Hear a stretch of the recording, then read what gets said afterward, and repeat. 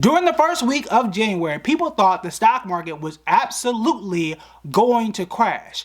But then we saw an all-time high just last week, which I just told y'all, just relax and things were going to be okay.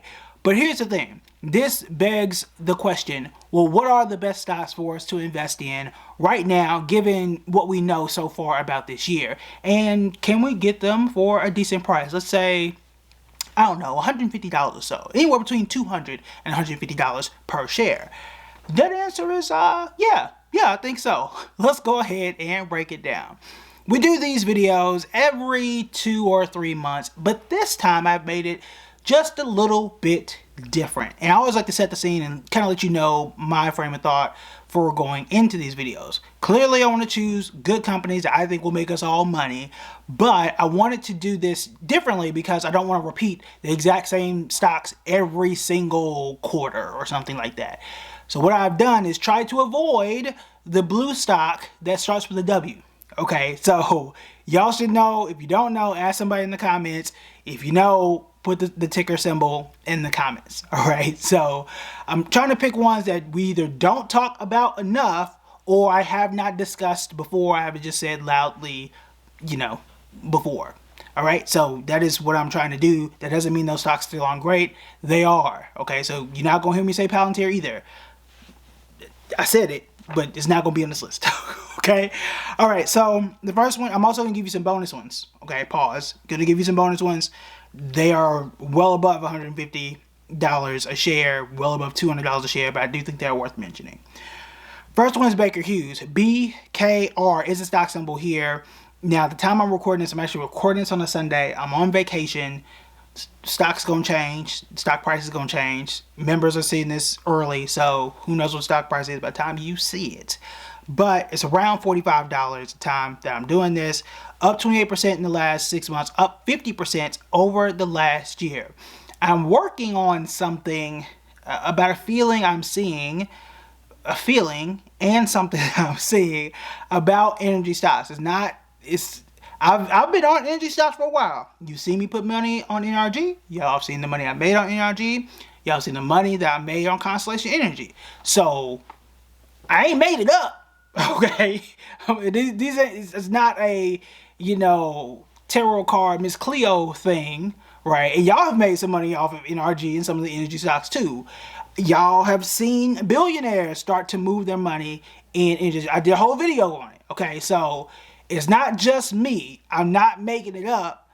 It's something happening in energy stocks, but there is something else I may have missed the first time around, and I think there are more energy stocks popping up on the radar, and Baker Hughes is just one of those. Okay, so it's something happening. Money is moving, and we want to be where the money resides. Okay, so Baker Hughes might be one of those right now, under $50 per share. Next year's Morgan Stanley. Morgan Stanley under $140, $137 at the time that I am recording this. Up 33% in the last 6 months, up 56% over the last year. In the finance space, been talking about finance stocks. Lo and behold, there is yet another one. I did mention in a video last week that there were a bunch of finance stocks that were out there that were doing quite well. Morgan Stanley, a company I forgot existed. I'm sorry, I guess, to Mr. Morgan and Stanley. Forgot they existed since like 2018, 2019. But they still exist. The stock is still good, at least at this point in time. We'll see where they go here in the future. If you want something that's a bit more diversified than just a big bank or a regional bank, then that may be a middle ground because they also are an investment bank. So something big, something small, but also something in the middle if you want to view it like that. Now, next one here is 3M. 3M raises somewhat of an eyebrow. That is because it is up 44% in the last 6 months and up 86% in the last year. Now, this is going to age either very well or very poorly. The time I'm recording this, which is on a Sunday, so the stock market is not moving, is right at about $149. So the time you are seeing this, it is either right under $150 or above $150 So I don't know how this is going to age. I don't know. That makes my job very difficult as somebody who talks about the stock market. I don't really get the luxury of recording things super far in advance because you don't know where the market is going to go. So I'm going to watch this back and see how dumb I look. Okay, so we'll see where 3M goes. But here's the thing. I'm going to compare it to another stock here pretty soon. It will not be a perfect company comparison. But from a stock perspective, 3M, and this could just be my own bias, okay? But 3M is more of an industrial company. They are known, though they have other products, they make hundreds and hundreds of products. They're known as the Post-it note company, okay?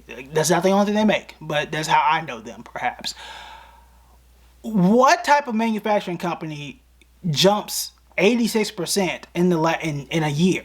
And what type of manufacturing company do you know? Maybe it was just me that just missed it. What type of manufacturing company does that and we don't notice it? Like, that's normally for tech stocks that jump up like that.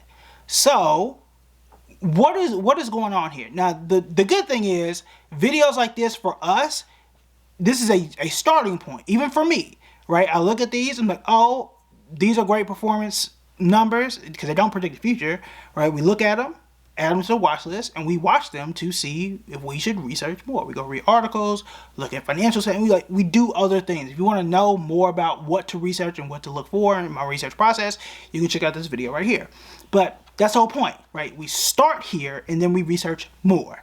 But that is my question. What is 3M doing? Because this is, again, just because you are in manufacturing doesn't mean you can't have great performance. You absolutely can. It's just not normal. Just not normal. For example, there are cruise stocks that are doing quite well, but it's not. I see now like Carnival Cruises and Norwegian Cruises are doing both well. So it's a bunch of them. I'm not saying a bunch of companies like 3M doing well at the same time. So it's something about them. I want to know what that thing is. But here's what makes it interesting. Another stock that is not under 150, but I think it's closer to 200, is GoDaddy, which is a company that I did put money in, and I did do so on what is perhaps my new favorite investing app. We're going to talk about that here in a sec. But GoDaddy, the stock symbol is GDDY. I have talked about this one before, and I have talked about another stock we'll discuss here in a sec. But these are the bonus ones, up 44% in the last 6 months, up 92% over the last year.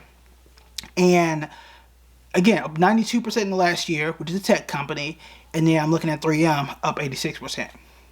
Again, just because one stock is up high and it's a tech stock doesn't mean that the other one has to be around a certain range. It just stands out. If I tell you a tech stock is up 92%, that doesn't faze you at all. You're like, yeah, makes sense.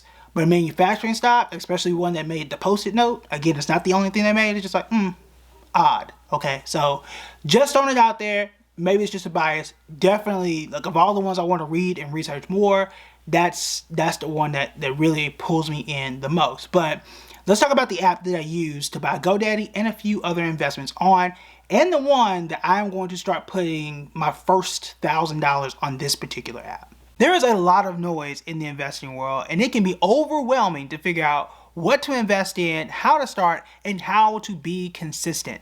Because of that friction, that fear, and that frustration, some people decide not to invest at all, and that means that you are not going to be able to grow your wealth. Well, what if there was something, an app perhaps, that can help you to invest and make it easy and to help you be more consistent as an investor? That is where M1 Finance comes in handy. You can choose your investments and set a target, how much you want to invest in each stock, and they will take care of the rest. Or you can choose one of their pre-made investment pies.